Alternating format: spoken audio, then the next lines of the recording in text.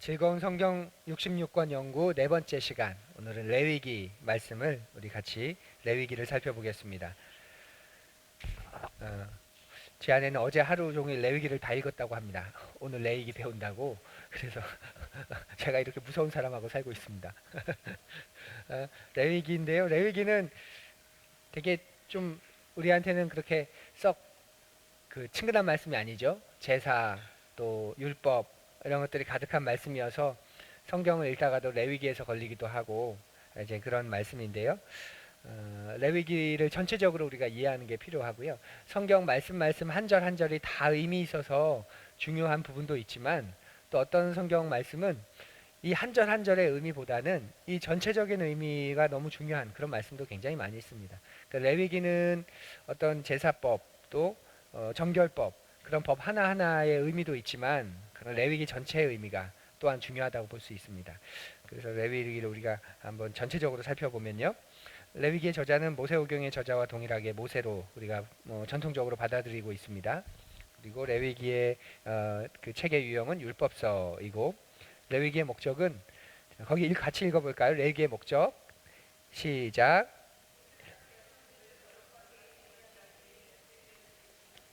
예, 이스라엘 백성들을 거룩하게 하는 게 레위기의 목적에 있습니다. 왜 이스라엘 백성을 거룩하게 하길 원하시죠? 출애굽기에서 시내산 언약을 맺으셨잖아요. 이제 하나님과 상관이 있는 사람들이 돼버린 거예요, 이스라엘이. 그 전까지는 열방의 하나님, 창조주의 하나님이셨다면 이스라엘과 언약을 맺어버리시면서 이스라엘의 하나님이 되신 거잖아요. 그러니까 이제 이스라엘은 하나님 앞에 특별한 사람이 되었기 때문에 하나님은 그 이스라엘을 하나님의 백성답게 살기를 원하시죠. 그래서 그 거룩한 삶을 어떻게 살아갈 수 있는지를 보여주시는 것, 그것이 레위기의 중요한 목적입니다. 그럼 어떻게 거룩함을 유지할까? 기준들이 있어야 되잖아요. 그래서 그 기준들을 율법으로, 규례로, 또 법규로, 법으로 줄 수밖에 없죠. 그래서 레위기에는 그런 규례들이 가득하다, 이렇게 보시면 됩니다. 당시에 이방 신들을 섬기던 사람들은, 이방 종교는 욕구 분출입니다. 욕구 분출. 내 욕구와 내 욕망을 분출하면 되는 거예요. 그런 신을 믿는 거예요. 그래서 이방 신전에 가면 사제들과 제사를 드려온 사람들이 성적으로 결합까지 했잖아요. 그래서 성전 안에 창기들이 있다고 한 번쯤 들어보셨죠? 그게 이방 종교는 욕구를 분출하는 거예요. 욕망을 분출하는 것.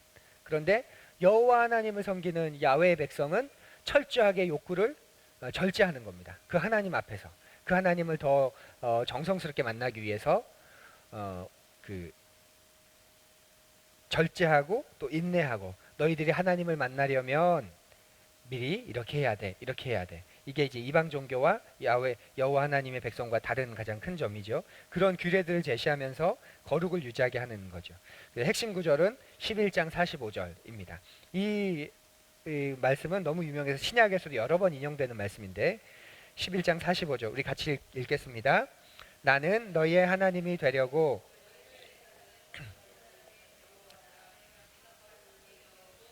네, 많이 들어보셨죠? 내가 거룩하니 너희도 거룩할지어다. 너무나 유명한 말씀이죠.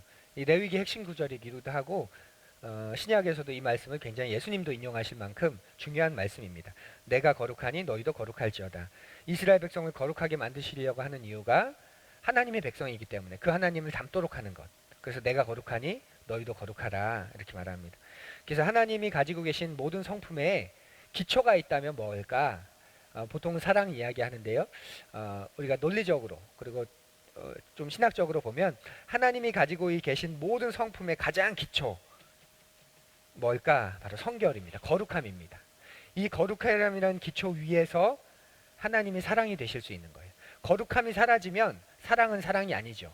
그건 그냥 내 이기심일 수밖에 없죠. 내 편애, 그런 것밖에 될 수 없는데, 하나님의 사랑이 진짜 사랑일 수 있는 건 그분이 거룩하신 그 기초의 성품의 기초에 있기 때문입니다. 하나님의 전능하심도, 그 하나님의 전능하심이 무섭지 않은 이유는 하나님이 거룩하신 분이기 때문에. 전능한 건 독재자잖아요. 독재자가 가지고 있는 권력과 그 힘은 무섭습니다. 그런데 하나님이 가지고 계신 힘을 우리가 무서워하지 않는 이유는, 그 하나님의 전능하심을 찬양할 수 있는 이유는 그분이 성결하신 분, 거룩하신 분이기 때문에 그런 거죠. 전지하신 것도 하나님 모든 걸 다 아신대요. 그런데 그 하나님이 두렵지 않은 이유는 그 하나님의 성품의 기초가 성결이기 때문에. 그래서 자비도 심판도 은혜도 이런 모든 것들이 하나님이 거룩하신 분이시기 때문에 그 위에서 더 온전해지고 더 완전하게 우리가 바라볼 수 있는 것이죠. 그래서 우리 교단의 이름이 성결교입니다. 정말 중요한 의미 있는 성결교입니다. 자, 레위기를 읽고 난 후에 우리가 한 가지만 기억한다면, 자, 뭘 기억할까? 거기도 읽어볼까요? 하나님은 백성들이 자신과 같기를 원하신다. 하나님의 규례를 바로 그것이다. 예, 레위기를 이걸 생각하시면 되는 거예요. 레위기는 하나님이 백성들이 자신과 같기를 원하신다. 그래서 하나님의 성품을 표현해주는 그런 규례들을 나타내신 것이고, 그 규례들을 지키면서 하나님이 이렇게 거룩하신 분, 이런 분이시구나 우리가 알아가게 되는 것, 그것이 레위기의 목적입니다. 그래서 그런 마음을 가지고 읽으시면 레위기가 그래도 좀 의미 있게 점점 읽혀질 수 있습니다. 레위기는 되게 간단합니다. 율법들이 나열되어 있기 때문에. 그래서 오늘 페이지가 그렇게 많지는 않은데요. 자, 레위기 전체가 27장까지 있죠. 그 1장부터 27장 전체가 다 법과 규율들의 이야기입니다. 다 어디를 펴건 법과 규율들, 율법들이 나와 있습니다. 그 예물에 대한 이야기들이 있고, 그러니까 제사법이죠. 제사를 드릴 때 예물은 이렇게 드려라. 이런 예물이어야 한다. 그런 예물에 대한 법, 그리고 제사장과 관련된 법, 그리고 음식과 관련된 법, 건강, 또 매일의 삶과 관련된 그런 법들이 있고, 또 절기, 기념일, 축일, 그런 것과 관련된 중요한 또 법들이 나오고요. 규례들이 나오고, 율법들이 나오고, 또 보상과 형벌, 다른 사람에게 해를 끼치면, 그리고 또 여호와의 말씀에 순종하면 혹은 불순종하면 어떻게 될 것인지 거기에 대한 보상, 그리고 형벌, 이런 규율들이, 율법들이 1장부터 27장까지 곳곳에 가득 들어 있습니다. 자, 그러면 그걸 조금 더 우리가 좀 분리별로 나눠보면요. 1장에서 7장까지는 자, 예물에 대한 법이, 제사법과 관련된 그런 제물에 대한 법들이 많이 나열되어 있습니다. 백성은 율법에 따라 하나님께 예물을 드렸고, 예물에는 동물, 곡식, 그리고 번제다는 의는 또 다른 여러 품목들이 있었습니다. 포함되고, 각 예물들은 각각 다른 목적으로 드려졌죠. 그래서 이 페이지에 보시면 1장에서 7장 나오는 큰 5가지, 하나님이 명하신 5가지 제사법, 제사가 나옵니다. 5가지가 뭘까요? 번제, 소제, 화목제, 속죄제, 속건제. 예.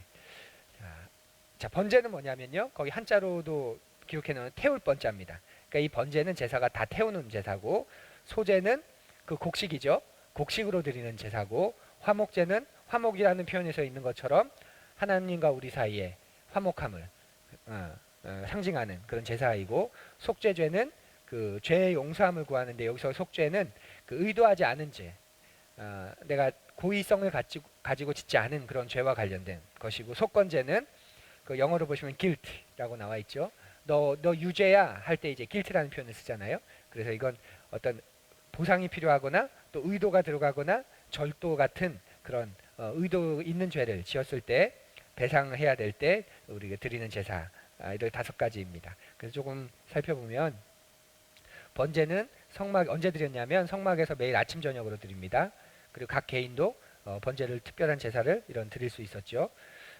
무엇을 드렸는가? 황소와 순양과 비둘기와 집비둘기, 이런 수컷들을 드립니다. 번제에서는.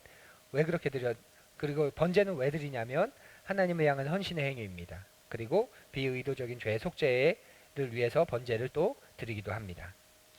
자, 번제 그러면 또 유명한 말, 솔로몬의 일천번제라는 말이 나오는데요. 자, 솔로몬의 일천번제, 이걸 어디서 끊냐에 따라 좀 달라집니다. 어디서 끊냐에 따라. 일천번제라는 이 네 단어를 어디서 끊을 거냐. 보통은 어디서 끊죠? 일천번 제, 여기서 끊죠. 일천번 끊고 제사다. 그래서 1,000번을 드려야 된다. 이게 1,000번제. 솔로몬이 1,000번제가 이제 그런 의미라고 보는데, 아니, 1,000번제는 그게 아니에요. 번제 1,000에서 끊어야 됩니다. 1,000 끊고 번제. 이해되세요?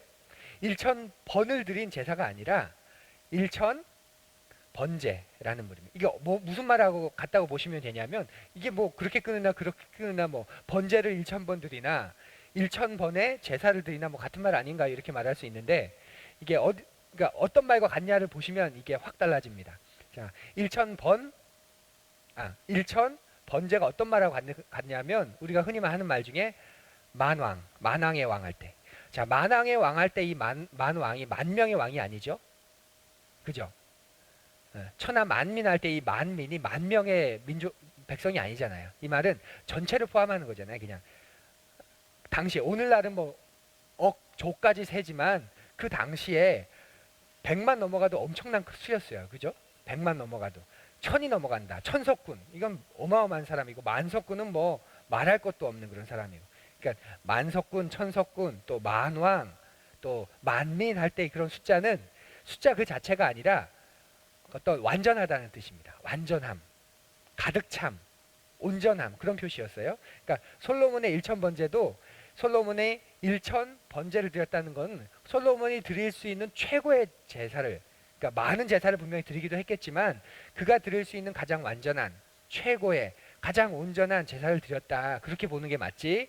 솔로몬이 일천번을 드렸다, 천번을 드렸다. 그래서 그 솔로몬의 서원을 담고 드린 그런 천번의 제사를 우리도 같이 드리면 좋다. 그렇게 보는 것은 조금은 이 번제 제사와 봤을 때 많이 맞지 않는 그런 부분이 될 수 있습니다.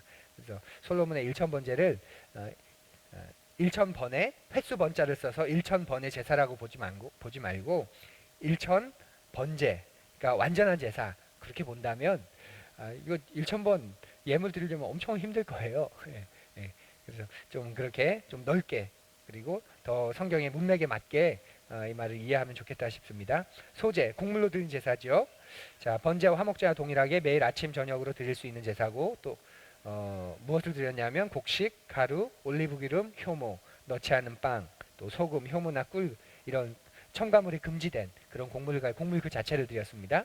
그래서 아름다운 향기다. 이것 할 때 아름다운 향기라는 말도 썼는데 왜 드렸냐면 헌신의 행위로 드렸습니다. 그리고 하나님 주신 것에 대한 감사의 제사였고요. 화목제도 흠이 없는 동물을 드렸는데 하나님과 사람 사이에 화평을 상징합니다. 그러니까 하나님과 사람 사이의 그런 온전함의 관계, 우정이고 속죄제는 제사장 또는 공동체 전체 또는 지도자나 개인이 의도하지 않은 죄를 저질렀을 때 드리는 제사입니다. 그래서 제사장들은 어린 황소를 드렸고 지도자들은 염소, 개인들은 암염소나 양을 드립니다. 가난한 자들은 비둘기 한 마리, 또 더 가난한 자들은 곡식가루 약간을 가져와서 속죄제로 드릴 수 있습니다. 그리고 의도하지 않고 지은 죄의 속죄이고요. 고백의 표시이고 용서의 요청이다. 이렇게 보시고 속건제도 배상이 필요하거나 누군가에게 상해를 입혔을 때 드리는 제사입니다. 순양이나 암양 또 여기에 피해를 입힌 정도의 120% 정도를 더해서 피해자에게 주는 것 이것이 이제 하나님의 법이었습니다. 당시에는 눈에는 눈, 이에는 이 그런 동종 동형 법이었다면 하나님은 이스라엘 백성들에게 다른 법을 제시해 주는 거죠. 용서의 법이 들어가고 또 바른 배상의 법이 들어가는. 그래서 보상이 필요한 절도나 사기와 같은 죄의 속죄를 위할 때 이 제사를 드렸다 이렇게 보시면 됩니다. 자, 그리고 8장에서 10장은 제사장에 대한 법이 나오는데요. 제사장의 의무와 행동에 대한 관련된 엄격한 율법이 8, 9, 10장에 나옵니다. 그래서 제사장이 중요한 사람인데 그래서 그에게 더 많은 아주 엄격한 그런 지침들을 하나님이 원하시고 요구하시죠. 우리 10장 1, 2절 거기 나오죠. 레위기 10장 1, 2절 우리 같이 읽어볼까요? 그 법을 지키지 않았을 때 특별히 더 엄격하게 제사장들에게 요구하는데 이 법을 지키지 않았을 때 어떤 일이 발생했는지 10장 1절과 2절 우리 같이 읽겠습니다. 아론의 아들 나답과 아비후가 각기 향로를 가져다가 여호와께서 명령하시지 아니하신 다른 불을 담아 여호와 앞에 분향하였더니 불이 여호와 앞에서 나와 그들을 삼키매 그들이 여호와 앞에서 죽은지라. 제사장이 하나님 명하신 대로 제사를 드리지 않자 죽게 됩니다. 그만큼 하나님은 제사장들에게 엄격한 그런 더 높은 수준을 원하시는 거죠. 이 세상은 힘을 갖기를 원해요. 왜냐하면 힘이 있으면 어떻게 되죠? 내가 하고 싶은 걸 할 수 있잖아요. 그래서 명예를 갖기를 원하고 힘을 갖기를 원하고 정치인도 되기를 원하고 다 손가락질을 하면서도 정치인처럼 그런 힘을 가지면 얼마나 좋을까. 왜냐하면 힘이 있으면 있을수록 사람들로부터 예외적인 그런 대우를 되게 많이 받을 수 있고 또 내 힘을 가지고 내가 많은 걸 누릴 수 있고 그래서 이 세상에서는 힘이 있으면 있을수록 더 환영하지만 하나님 백성은 그 반대이죠. 하나님은 힘을 가지면 가질수록 그 사람에게 더 엄격한 법을 원하십니다. 더 엄격한 법을 요구하세요. 그래서 제사장들에게는 더 많은 법을, 더 철저한 법을 요구하십니다. 그리고 그것 때문에 지켜야 될 법들이 더 많아지고, 그래서 그것 때문에 하나님으로부터 책망을 더 많이 받기도 하고, 그게 제사장의 모습이죠. 지도자의 모습입니다. 그래서 하나님 나라에는 쿠데타가 없다는 유명한 말이 있습니다. 이해되세요? 이 세상에는 쿠데타가 존재합니다. 왜죠? 내가 쿠데타를 일으켜서 내가 딱 권력의 정점에 서면 내 세상이 되는 거잖아요. 근데 하나님 나라에서는 내가 힘을 가지는 그 순간 이제 하나님은 이제 너 더 나처럼 돼야 돼, 이렇게 요구하시는 거예요. 그래서 더 많은 율법들, 규율들이 그에게 요구하죠. 그러기 때문에 하나님 나라에서는 쿠데타가 없다. 지금도 하나님 따르기 힘들고 지금도 하나님의 말씀을 순종하는 게 이렇게 어려운데 제사장이 돼서 지도자가 돼서 우와, 이런 거죠. 목사만 돼도 더 엄격하게 원하시는 말씀들이 많지 않을까요? 너는 목회자잖아. 너는 말씀을 가르치는 자잖아. 너는 다른 사람은 뭐 해도 너는 그러면 안 되지. 하나님 그런 부담과 그런 삶의 지침들을 많이 주시죠. 그런데 와, 그런 사람 되고 싶을까? 이런 마음이 들 때가 있습니다. 그러니까 하나님 나라에는 그래서 쿠데타가 없다. 이 말을 우리가 좀 잘 이해하면 하나님 나라가 어떤 곳인지, 그리고 그 속에서 그 하나님 나라를 움직이는 게 뭔지, 바로 본이라는 거예요. 본. 세상은 명령으로 움직이지만 하나님 나라는 본으로 움직입니다. 더 많은 힘을 가진 사람이 더 하나님께 철저히 순종하는 본을 보면서 그 다음 사람, 그 다음 사람, 그 다음 사람들이 그 순종을 따라가는 것. 이게 하나님 나라인 거죠. 세상은 반대죠. 힘을 가진 사람들이 지켜라 하고 더 많은 것들을 밑에 사람들에게 요구하지 자기는 그런 걸 지키지 않습니다.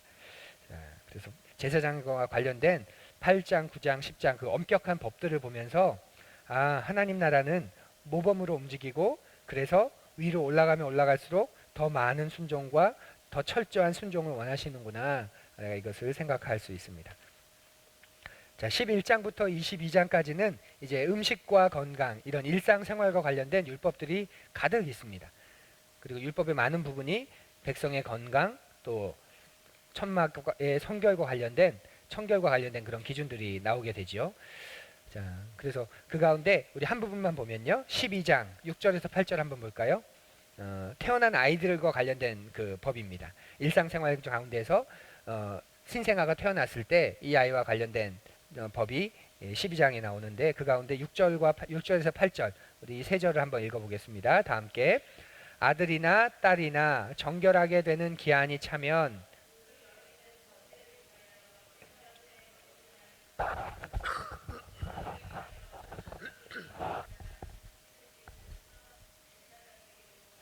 (7절) 제사장은 그것을 여호와 앞에 드려서 그 여인을 위하여 속죄할지니 그리하면 산열이 깨끗하리라.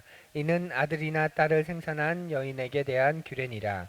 그 여인이 어린 양을 바치기에 힘이 미치지 못하면 산 비둘기 2마리나 집비둘기 새끼 2마리를 가져다가 하나는 번제물로 하나는 속죄물로 삼을 것이요 제사장은 그를 위하여 속죄할지니 그가 정결하리라.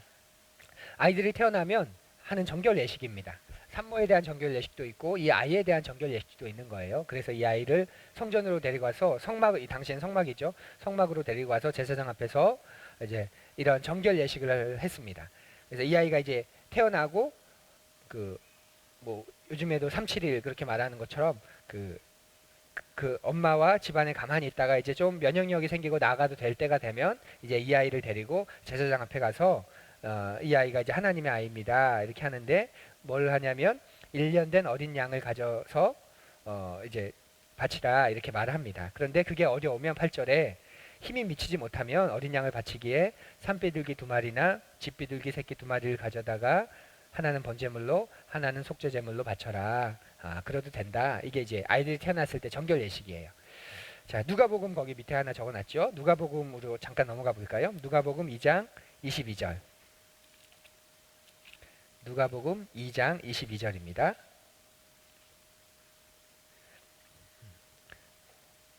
신약성경 누가복음 2장 22절에서 24절 함께 읽습니다.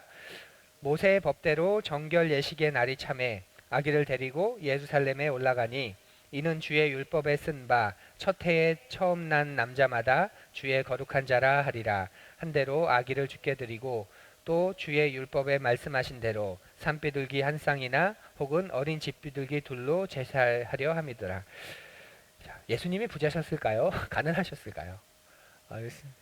여기 나오죠. 24절에 보면 지금 마리아가 정결 예식을 할 수 있는 날이 돼서 이 아기 예수를 데리고 제사장께 나아갑니다. 그런데 24절에 보면 주의 율법에, 우리가 방금 읽었죠. 주의 율법에 말씀하신 대로 어린 양 대신에 산비둘기 한 쌍이나 어린 집비둘기 둘을 데리고 가지고 갑니다. 왜냐하면 어린 양을 장만하기엔 형편이 넉넉하지 않기 때문에 그런 거죠. 그래서 요 말씀을 보면 예수님 그 요셉과 마리아의 당시에 삶의 형편이 어땠는지 우리가 충분히 이해할 수 있는 그런 모습이 됩니다. 예수님도 가난하게 사셨고, 예, 우리가 그 예수님에 비하면 지금 되게 부자처럼 사는 것 같아요. 예, 그래서 누가복음을 통해서 이 예수님의 당시에 어떤 모습들을 우리가 잠깐 상상해 볼 수 있는 그런 부분도 재밌지만 있습니다. 자, 23장에서 25장까지는 이제 절기에 대한 법이 나와요. 기념일에 대한 법이죠. 하나님은 백성이 거룩한 날들을 어떻게 감사하고 기뻐하며 즐겨야 하는지 여기서 좀 자세하게 가르쳐 주시는데요. 구약의 중요한 3대 절기가 나옵니다. 여기서. 자, 6월절, 7.7절, 초막절 이렇게 세 절기. 세 절기가 뭐라고요? 6월절, 7.7절, 초막절. 자, 6월절은 다른 말로는 뭐라고 이야기하냐면 6월절에 무교병을 먹었죠. 누룩 넣지 않은 빵, 무교병. 그래서 무교절이라고 부르기도 하고 또 처음 날 것들을 다 잃어버렸습니다. 그렇죠? 장자들을 짐승과 사람의 처음 난 것들을 다 죽임당했잖아요. 잃어버렸잖아요. 그래서 초실절 이렇게 부르기도 합니다. 그러니까 6월절, 무교절, 초실절은 같은 말이라고 보시면 되고, 자, 또 7.7절이라는 절기는 7일을 7번씩, 그래서 7일이 7번 지난 후에는 오순절이라고 하죠. 그래서 오순절이라는 말로 부르기도 하고, 또 이때가 맥추, 보리를 거두는 수확 시기와 즈음해서 맥추절이라고 부르기도 합니다. 그리고 초막절은 광야 가운데서 하나님 우리를 지키신 것을 기념하고 감사하는 수확 때에 그것을 기념하는 절기입니다. 그래서 초막을 짓고 그때 살았던 것을 기억하면서 초막절, 또 수장절, 이건 제사와 관련된 용어인데요. 수장절이라고 하기도 하고, 또 이건 장막절은 뭐 같은 말이죠. 초막이나 장막이나, 그래서 장막절. 이렇게 이스라엘 3대 절기 6월절, 7.7절, 초막절 이렇게 부릅니다. 자, 이 구약의 3대 절기가 우리 신약에서는 지킬까요? 지키지 않을까요? 우린 지키지 않죠. 예. 뭐 지키는 이단도 있죠. 6월절을 지켜야 한다. 뭐 그렇게 지키는 이단도 있는데 신약에서는 이제 이 구약의 율법이 예수 그리스도를 통해 완성됐기 때문에 이거 우리가 지키지 않잖아요. 하지만 비슷한 상징으로 우리가 교회에서 지키고 있습니다. 따지고 보면 6월절은 그 어린 양의 보혈의 피로 구원을 받았다는 상징이 되는데 예수 그리스도의 보혈로 죄와 사망에서 우리가 이겨냈다. 그래서 우리가 부활절을 지키죠. 이걸 우리가 연결한다면 구약의 6월절이 신약에서는 우리가 부활절로 새롭게 해석해서 지키는 그런 절기이죠. 그리고 세 번째로 먼저 가서 초막절, 장막절 우리가 지키지 않습니다. 근데 아까 이게 어느 때 드렸다고 했죠? 추수 때 드렸다고 했잖아요. 그래서 추수감사절을 우리가 지키죠. 그래서 교회 전통으로. 그래서 구약의 초막절이 오늘날의 교회의 모습 속에서는 추수감사절로 지키는 그런 모습이 될 수 있습니다. 자, 7.7절 지킬까요? 맥추절이니까 맥추감사주일 뭐 하기도 하는데, 자, 7.7절 오순절 하면 떠오르실 거예요. 오순절 성령강림절로 우리가 기억하죠.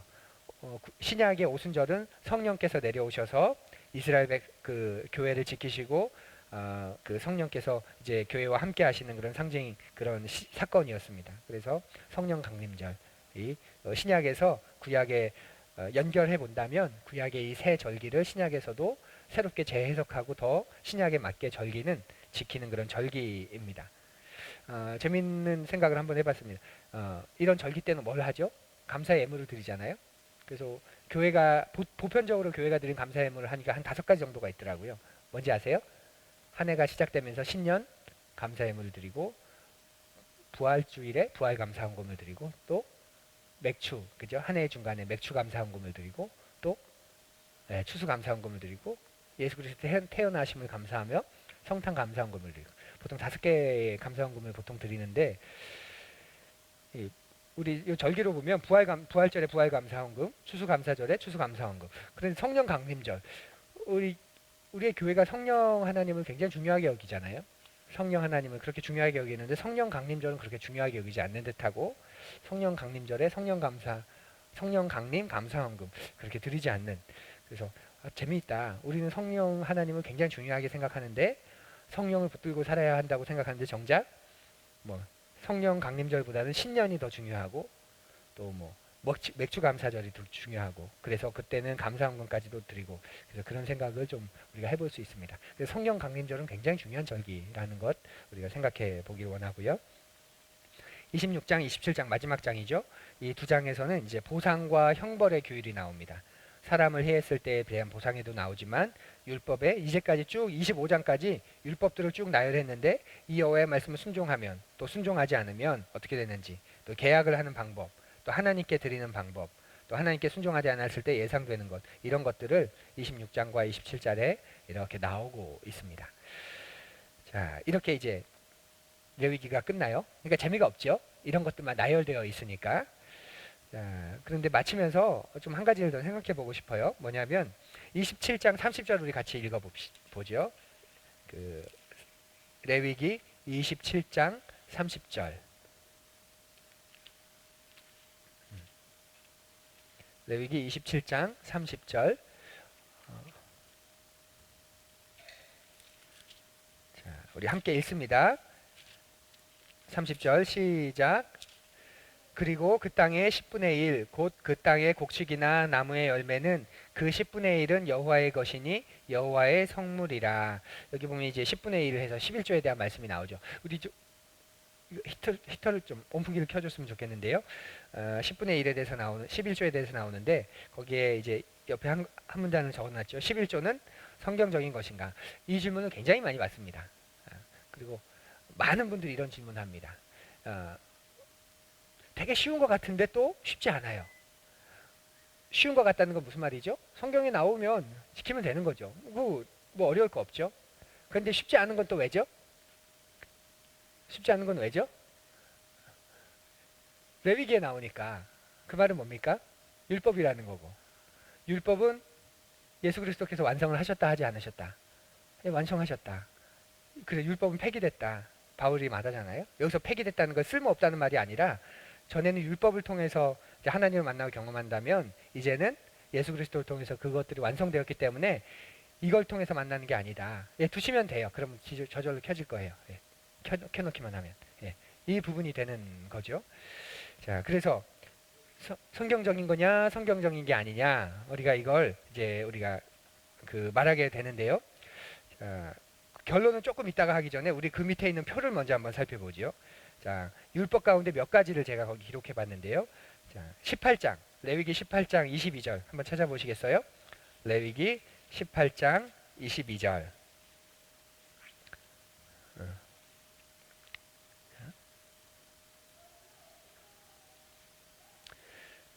자, 22절 우리 같이 읽어볼까요? 너는 여자와 동침함 같이 남자와 동침하지 말라. 이는 가증한 일이니라. 여기서 너는 남자입니다. 남자에게 말하는 거죠. 너는 여자와 같이 남자와 그렇게 하지 마라. 동성애를 말하는 거죠. 예, 성경의 판단, 죄인가요 아닌가요? 예, 죄입니다. 성경에서 지금 죄라고 말하고 있습니다. 우리의 판단, 죄인가요 아닌가요? 예, 죄죠. 예, 자, 그럼 20장 13절. 자, 이유는 뭐냐면 성경에 그렇게 말하기 때문입니다. 자, 20장 13절을 한번 보죠. 20장 13절. 20장 13절. 읽습니다. 누구든지 여인과 동침하듯 남자와 동침하면 둘 다 가증한, 이거 제가 잘못 찾았네요. 이거 같은 건데 찾았습니다. 예, 그거 넘어가고요. 같은 말씀이니까 18장이나 20장이나. 자, 19장 19절. 19장 19절. 19장 19절. 자, 우리 읽어볼까요? 너희는 내 규례를 지킬지어다. 내 가축을 다른 종류와 교미시키지 말며 내 밭에 두 종자를 섞어 뿌리지 말며 두 재료로 직조한 옷을 입지 말며. 뭐 세 가지가 나오는데 한 가지만 살펴볼까요? 마지막에 두 재료로 직조한 옷을 입지 말며. 두 가지 실로, 두 가지의 재료의 다른 재료의 실로 직조한 옷을 입지 말라는 말입니다. 자, 성경은 그렇게 말하는 걸 죄라고 하나요? 죄라고 하지 않나요? 예, 죄라고 말합니다. 그럼 우리는 그렇게 만들어진 옷을 입는 걸 죄라고 할까요? 죄라고 하지 않을까요? 죄라고 하지 않아요. 지금 우리 다 그런 옷 입었잖아요. 예, 털도 들어가고 또 폴리에스테르도 들어가고 면도 들어가고 예, 죄합니다. 그 이유가 뭡니까? 율법에서 자유케 하셨기 때문에. 이건 구약의 율법이다. 폐기하셨다. 자, 19장 27절. 19장 27절 같은 장에 있습니다. 같이 읽어보죠. 시작. 머리칼을 둥글게 깎지 말며 수염 끝을 손상하지 말며. 자, 머리를 옆머리를 치거나 뒷머리를 치면 둥그러져요. 그냥 길러야 이게 자라는 거지. 이걸 옆에 뒤에를 이렇게 깎으면 머리가 동그라집니다. 이해되시죠? 자, 머리를 둥그렇게 깎으면 죄라는 겁니다. 성경은 그걸 죄라고 말하고 있습니다. 자, 우리의 판단, 죄입니까? 죄가 아닙니까? 죄가 아닙니다. 이유가 뭐죠? 이것도 구약의 율법이다. 자유케 하셨다. 자, 19장 26절. 26절 볼까요? 읽습니다. 너희는 무엇이든지 핏째 먹지 말며. 예, 거기만 보죠. 하나만. 너희는 무엇이든지 핏째 먹지 말라. 핏째 음식을 먹으면 성경은 뭐라고 말합니까? 죄라고 말합니다. 죄였습니다. 그럼 우리의 판단.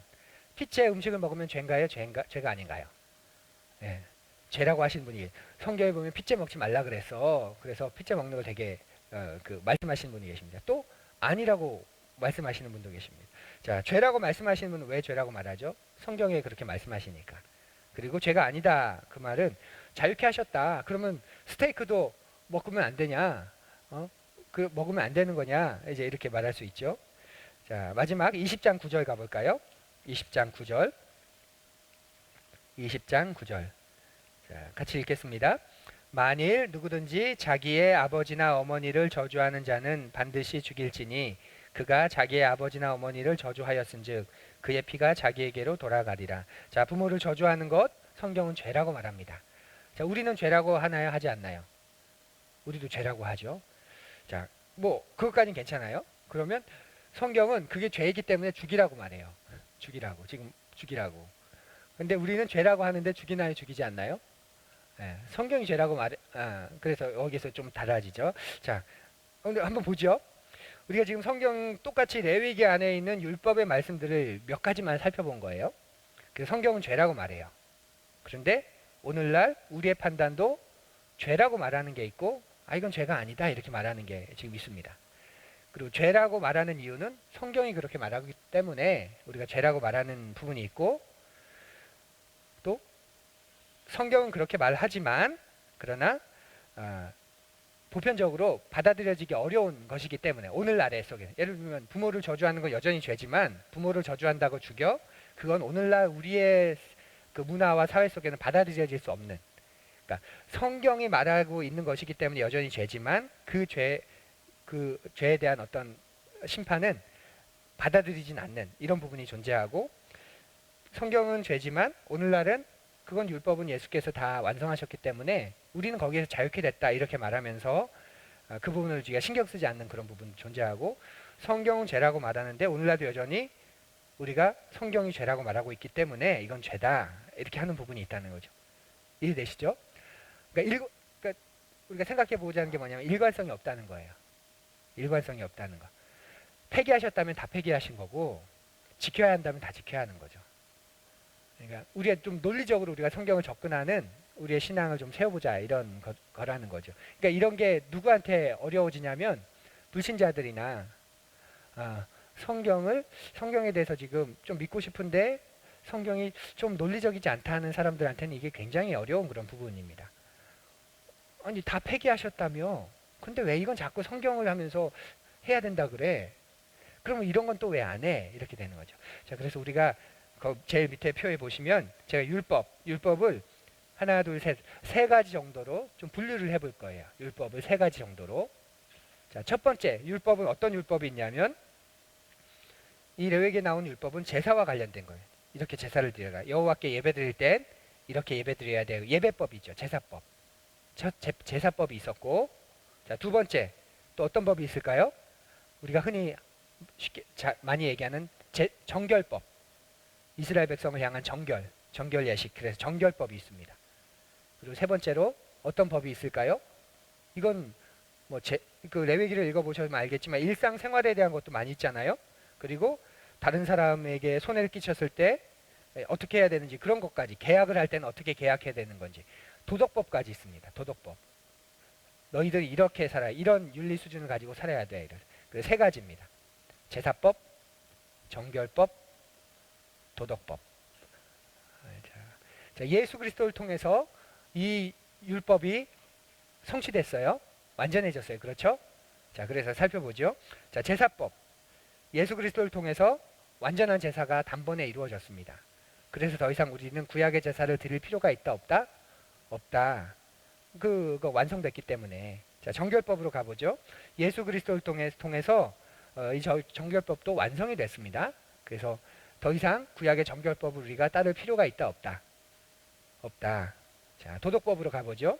예수 그리스도께서 십자가의 죽으심으로 모든 도덕이 가장 완전한 윤리, 가장 완전한 도덕, 모든 것의 옳음과 의의가 되셨죠. 그래서 이것도 완성되셨습니다.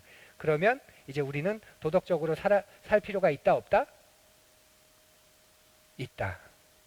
왜냐하면 그 하나님의 그 예수님을 따르는 존재가 됐기 때문에. 이해되세요? 제사법과 정결법은 예수께서 제물이 되시면서 완성을 해보셨기 때문에 이제 더 이상 구약의 제사, 구약의 정결 예식을 우리가 할 필요가 없어요. 그런데 이 도덕법과 관련된 건 이제 우리가 그 예수 그리스도를 통해서 하나님 나라의 백성이 됐기 때문에 그러니까 이제 도덕법도 완성됐어. 이제 그냥 살면 돼가 아니라 이제는 하나님께서 원하신 윤리 수준을 우리가 계속 가지고 살아가야 되는 거죠. 그러니까 율법은 이렇게 좀 구분할 수 있다는 거 이해되시죠? 그래서 어떤 율법은 보면 이건 뭐 제사법과 관련된 거기 때문에 정결법과 관련된 거기 때문에 우리가 더 이상 개의치 않고 그냥 무시하는 그런다 그 원리는 우리가 이해하려고 하죠. 원리는 왜 이렇게 당시에 원하셨을까? 아, 오늘날은 그러면 어떻게 예배 드리는 걸 원하실까? 아, 준비하라는 말이시구나.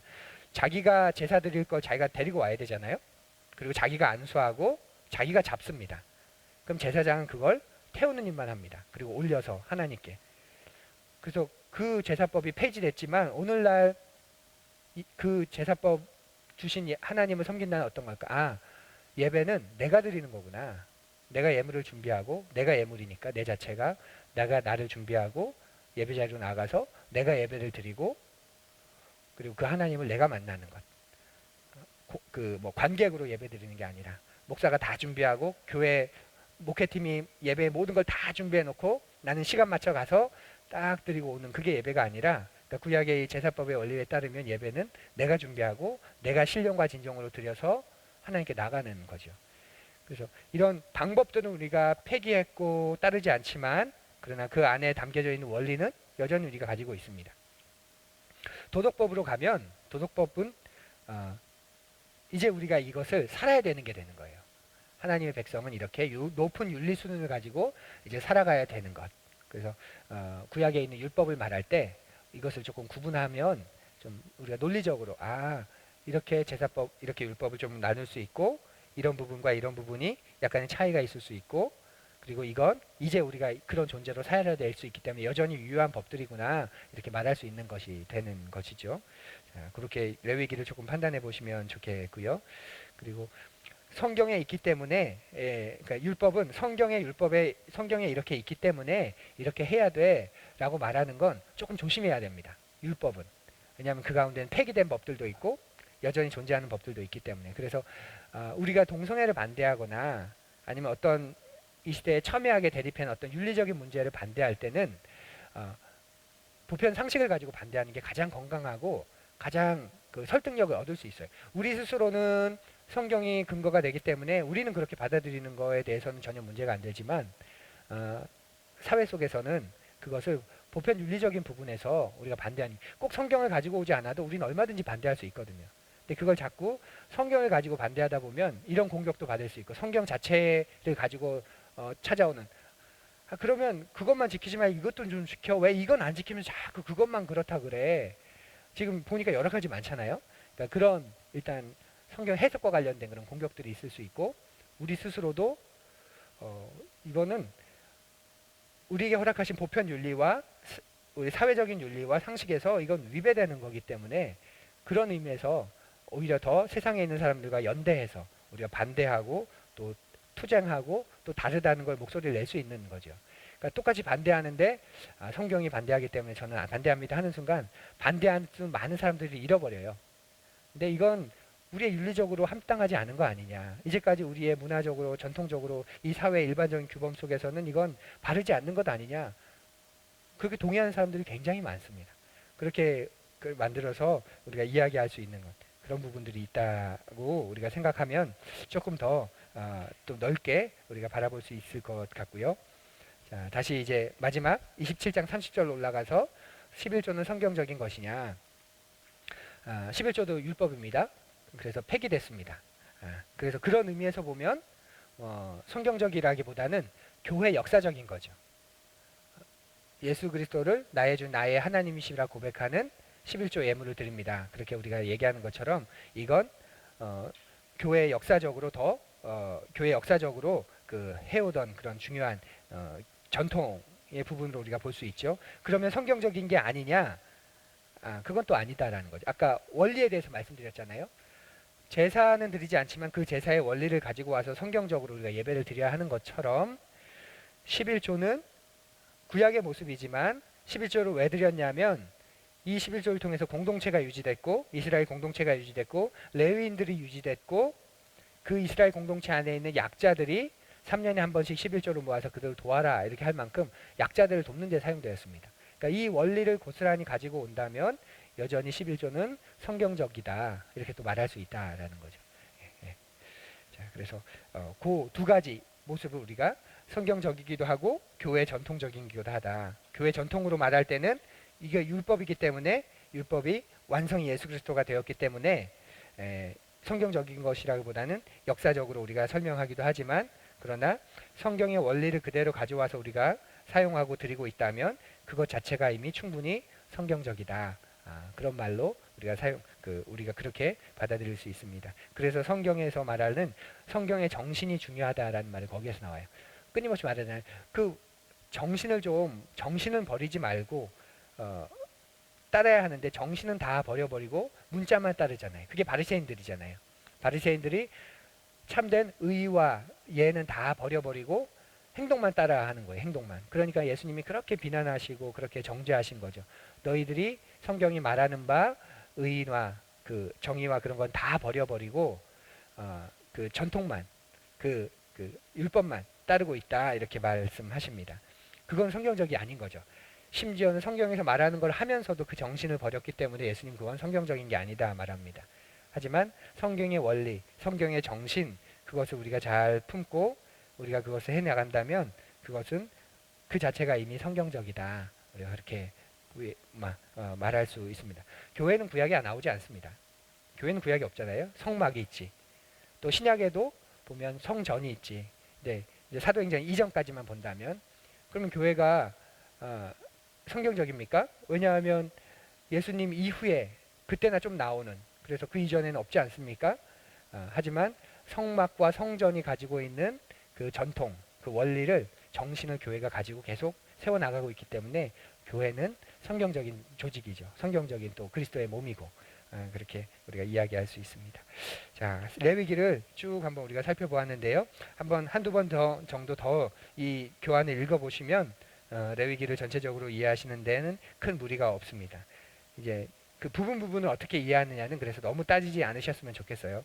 이건 이제 이미 사라진 그런 것들이 많이 있기 때문에 그래서 전반적으로 레위기의 목적은 이스라엘이 이제 거룩해지는 것이다. 하나님과 약속을 맺었기 때문에 출애굽기에서 그래서 하나님이 얼마나 거룩하신지를 보여주시기 위해서 율법들을 쭉 나열해 주셨다. 그리고 이스라엘 백성은 그걸 지키면서 하나님 앞에서 자신들의 거룩함을 유지해 나가는 것을 이어나갔다. 이렇게 보시면 좋겠습니다.